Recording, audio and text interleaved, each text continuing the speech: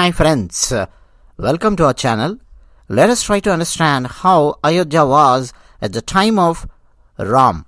I am going to describe Ayodhya based on Valmeeki Ramayana. If you like our channel, just click the like button and subscribe our channel so that you can get notifications for the upcoming videos. Let us directly go to the topic. This is the description of the city of Ayodhya. In the past, the entire earth was under the dominion of victorious kings, starting with Prajapati. Among them, a king named Sagara. He had excavated the ocean, and his 60,000 sons accompanied him in battle. The renowned epic Ramayanam or Ramayana originated from the lineage of powerful emperors founded by Ikshvaku. I am committed to disseminating this Ramayanam, encompassing the principles of Dharma, Artha and Kama in its entirety and without bias from the outset. On the banks of river Sarayu, a great and prosperous country named Kosala, abundant in food grains and wealth and inhabited by contented people, was situated. The capital city of Kosala was Ayodhya, crafted by Manu.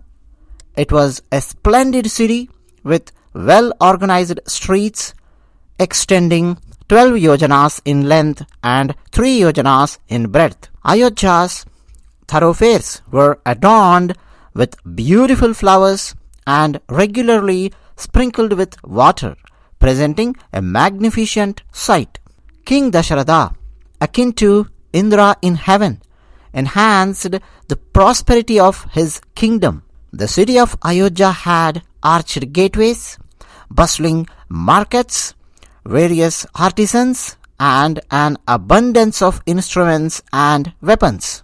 It was enclosed by strong fortifications and a deep moat. No enemy can enter and occupy that city. The city with suburban towns on all sides had many female dancers and actors.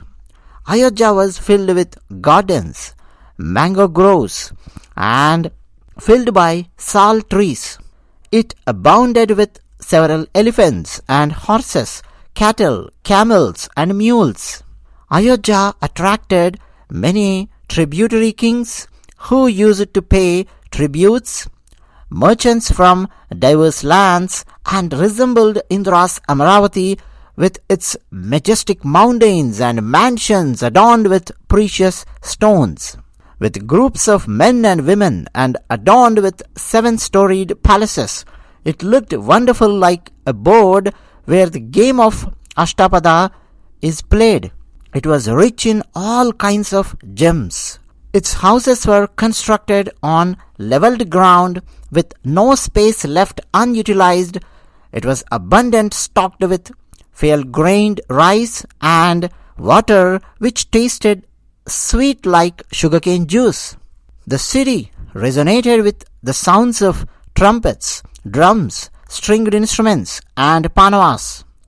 Ayodhya surpassed all other cities on the earth. Its palaces, akin to celestial chariots acquired through ascetic practices, housed noble inhabitants. Thousands of skilled warriors, Maharathas, resided in the city, proficient in archery and valor. They safeguarded the city against fierce beasts like wild boars, lions, and tigers in the forest, and maintained order. The warriors in Ayodhya would not pierce with arrows solitary persons without defense, fleeing foes who could be tracked down through hints from sound. It was in that city of Ayodhya that King Dasharatha lived. In Ayodhya, Dvijas performed rituals of sacrificial fire with dedication, possessing knowledge of the Vedas and Vedangas. The inhabitants were virtuous, truthful, and almost comparable to rishis and maharshis.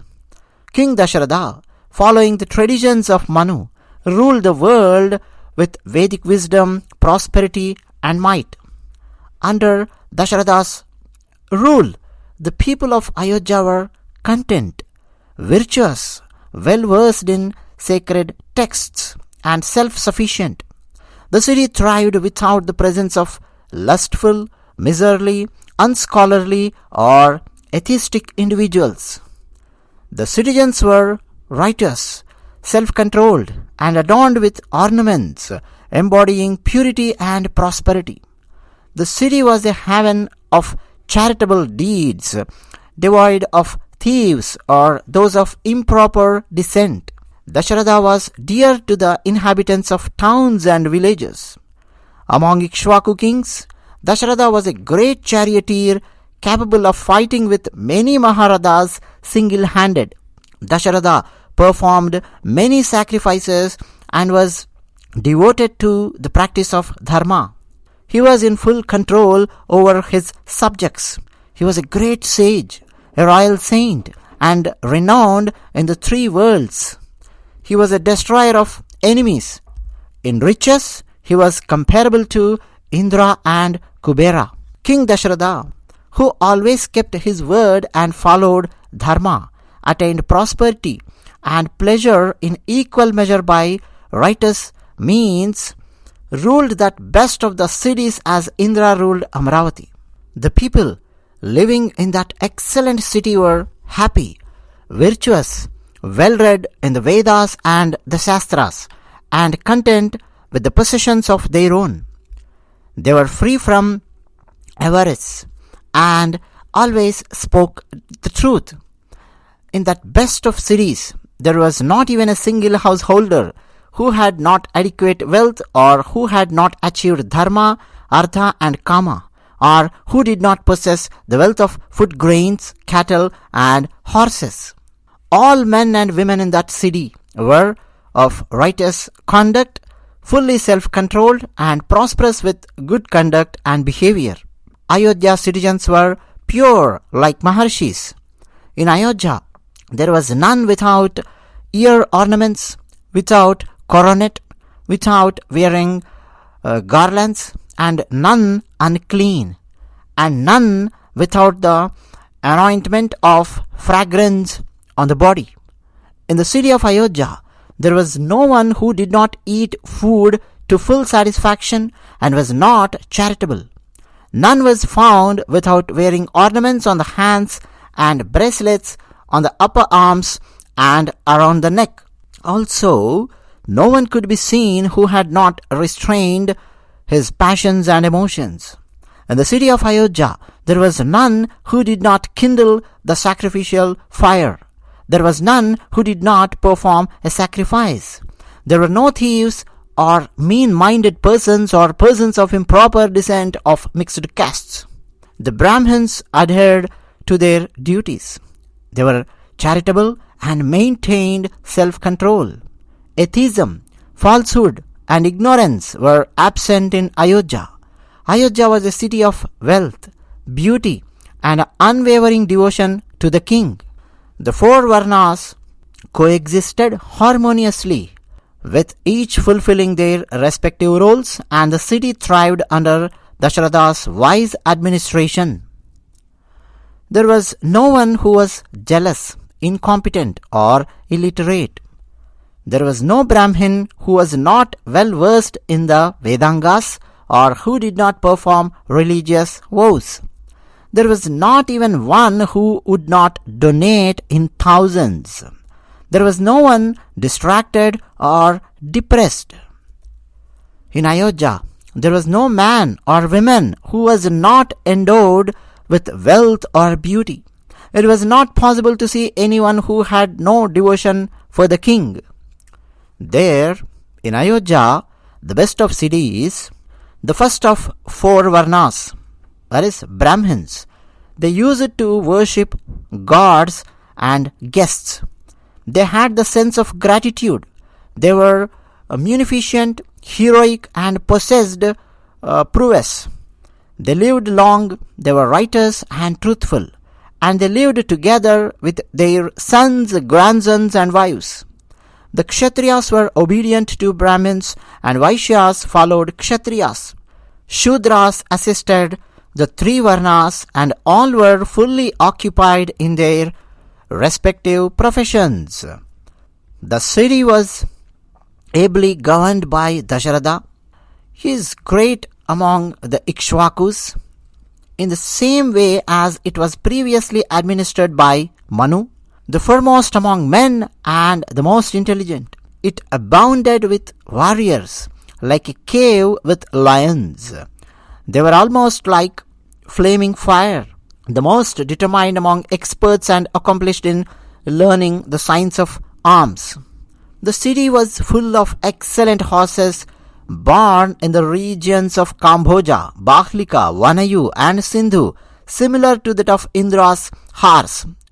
It is called Uchaishrava. So, the horses in the city of Ayodhya are equivalent to Indra's horses. It was full of intoxicated elephants born in Vindhya mountains, elephants of enormous strength looking like mountains and born in the Himalayas, elephants of good breed hailing from the family of Airavata, Mahapadma, Anjana and Vamana.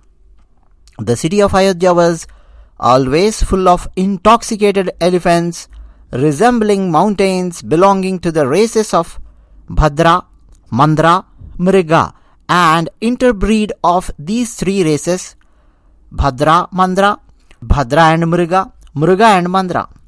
The city where King Dasharatha lived and ruled spread over a distance of 16 miles, and it was worthy of its name. Mighty King Dasharatha, of great brilliance, vanquished his foes and ruled the city like the moon over the stars. The king who equaled Indra in splendor ruled the invincible city of Ayodhya, true to its name, with its strong gates and solid locks. It was adorned with wonderful edifices teeming with thousands of men. The ministers of the great descendant of the Ikshvakus were endowed with all virtues. They were competent counselors, skilled in judging motives from facial features, and were always intent on doing good and all that was dear and helpful to the king. The powerful and glorious King Dasharatha had 8 ministers who were free from blemish in their dealings and ever devoted to royal duties. The 8 ministers were Drishti, Jayanta, Vijaya, Siddhartha, Ardhasadaka, Ashoka, Mantrapala and Sumantra. He had 2 well-chosen, excellent rishis, Vashishta and Vamadeva, as family priests, besides some other counselors. While the ministers of chaste conduct administered the kingdom with unanimous decisions, there was no one who was a liar, either in the city or in the kingdom. In that kingdom, no one was wicked or enamored of others' wives. Serenity prevailed over the entire kingdom, including the city of excellence. They all were well dressed in fine clothes. They possessed good character with an eye on justice and vigilant about the king's welfare.